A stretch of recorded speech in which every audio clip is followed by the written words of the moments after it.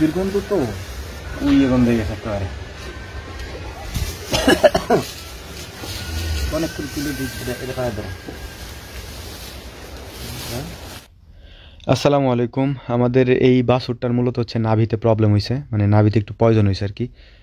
আর ওরে ধরা যাইতেছিল না, এই জন্য আমি খুব আস্তে আস্তে যাই, তারপর ওর কাছে মানে ধরছি আর কি। আমার আব্বা ছিল সাথে, তো তারপরে ওরে খুব সন্তর্পণে আর কি, ধরাই যায় না আর কি, বড় হয়ে গেছে তো এই জন্যে। তো আমি খেয়াল করি নাই, আমি কয়েকদিন তেমন একটা বিজি থাকার কারণে ওই তেমন একটা দেখা হয়নি আর কি। তো পরে গত 2 দিন আগে দেখছি, তো 2 দিন ট্রিটমেন্ট দেওয়ার পর আজকে ওর লাস্ট ট্রিটমেন্ট, সর্বশেষ ট্রিটমেন্টটা দিচ্ছিলাম আর কি। তো পানির দরকার, প্রথমে পরিষ্কার পানি নিয়ে নিই আগে,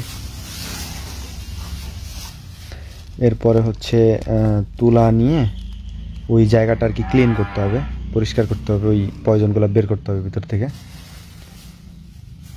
আর যেহেতু একটু ব্যথা আছে, যেহেতু পয়জন আছে, ব্যথা তো থাকবেই, তো এইটা হালকা হালকা টিপে টিপে টিপে টিপে তারপর এটা বের করতে হয়েছে আর কি। বের করে ওটা মুছতে হয়, এরকম হয়, প্রায়ই হয়। যদি আপনি ডাক্তারি চিকিৎসা দিতে যান তাহলে অ্যান্টিবায়োটিক দিবে, শুকাই দিবে আর কি, ওরা বের করবে না ভিতর থেকে, অ্যান্টিবায়োটিক দিয়ে শুকাই দিবে। ওইটা আমরা করি না, মূলত আমরা এইভাবেই চিকিৎসা দিই, মানে আমি দিই আর কি। যত বড় সমস্যাই হোক এভাবেই আমি সমাধান করার চেষ্টা করি আর কি। মানে এরকম হাজার হাজার টাকা যদি ডাক্তারই দিয়ে দিই তাহলে চলবো কীভাবে? ডাক্তার তো মোটামুটি একটু জানতে হবে। আবার হাতের উপরে পড়ছে হচ্ছে মাছি, নাড়াইতেও পারতেছিল না, ছাড়তেও পারতেছিল, ছাড়লে দিবে আমার লাথি। তো প্রথমে আমি একটু পবিসেপ নিয়ে নিলাম পানির সাথে গুলায়, এটা দিয়ে আমি ওই জায়গাটা, মানে জীবাণুনাশক যেহেতু, ওই জায়গাটা পরিষ্কার করব। প্রথমে সুন্দর করে ওই জায়গাটারে পরিষ্কার করব, যেহেতু পয়জনটা বের করে ফেলছি। এখন জায়গাটা সুন্দর করে পরিষ্কার করে নিলাম। এরপরে হচ্ছে আপনার এই জায়গায় আমি দিব হচ্ছে, এটা হচ্ছে আপনার নাম কি জানো? আরে ন্যাপথলিন আপনারা চিনেন কিনা জানি না। এটা হচ্ছে ওই আমরা অনেক সময় ব্যবহার করি হচ্ছে এই যে জামা কাপড়ের ভিতরে দিয়ে রাখি যাতে পোকায় টোকায় না কাটে। অনেক আগে দিত এগুলো আর কি, এখন তো কেউ দেয় না, বাট এগুলা তো এখন আছে। নেপথল দেওয়ার কারণ হচ্ছে যাতে পোকা না পড়ে, ওই জায়গায় ঘা হইলে পোকা যাতে না পড়ে, যদিও ঘা শুকিয়ে গেছে এখন। এরপর হচ্ছে যে অ্যান্টিবায়োটিক একটা পাউডার আছে এখানে, নেভানল পাউডার, এটা মানুষের পাউডার আর কি। 20 টাকা নিবে, ফার্মেসিতে গেলে নেভানল পাউডার বললে দিয়ে দিবে। তো এটা কমপ্লিট মোটামুটি। আর ওর যে মলদারের জায়গাটা রয়েছে ওইখানেও একটু ইনফেকশন হয়েছে, ওর মা চাটতে চাটতে জায়গাটা ঘা বানায় ফেলছে একবারে। আর ওর এমনি হয়েছে একটু ডায়রিয়া আর কি, গন্ধ, মানে পেটের মধ্যে তো শুধু দুধ, এমনি তো কোনো খাবার খায় না, দুধ পচা গন্ধ, কি যে বিচ্ছিরি, মানে কি বলবো।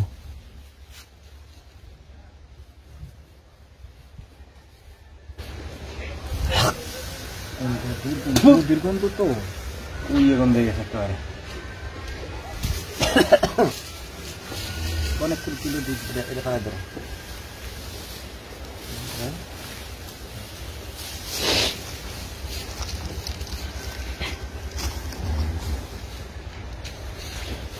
পরে মূলত হচ্ছে ওই জায়গাটা সুন্দর করে পরিষ্কার করলাম, পরিষ্কার একদম, মানে পুরো ক্লিন করতে হবে চারপাশ দিয়ে যা আছে আর কি। কয়েকদিন এরকমই করতে হইতেছে। তো ওর হঠাৎ করে আবার এই যে পেটে একটু সমস্যা হওয়ার কারণে গন্ধটা বেশি হয়ে গেছে।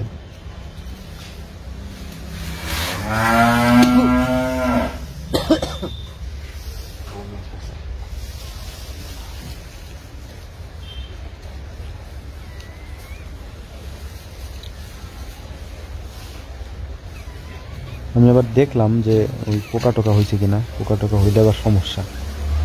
তো দেখলাম যে না, পোকা হয় নাই, মানে পোকা প্রথমে ছিল, প্রথমেগুলোতে আমরা সব নেপথল দেওয়ার পরে তবে বের হয়ে গেছে, মারা গেছে, জায়গাটাও শুকাই গেছে, ঘাও শুকাই গেছে। তারপর আমি নেপথল দিয়ে রাখলাম আর কি, রিস্ক নিলাম না লাস্টে, যেহেতু